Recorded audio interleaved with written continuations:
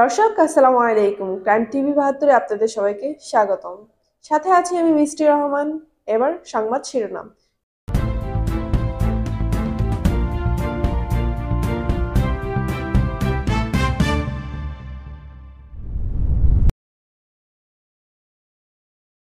সম্পাদক মোহাম্মদ গোলাম কবির মোল্লাকে আজকের দুপুর ১:৩০ ঘটিকার সময় র‍্যাব-১ উত্তরা বসুন্ধরা এলাকা থেকে গ্রেপ্তার করে এবং আমাকে অবহিত করে।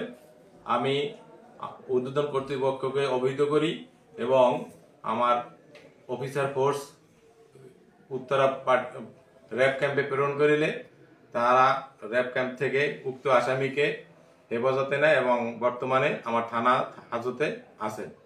আগামীকালকে সকালে উক্ত আসামিকে বিজ্ঞ আদালতে প্রেরণ করা হবে এবং তাকে 10 দিনের রিমান্ড চাওয়া হবে।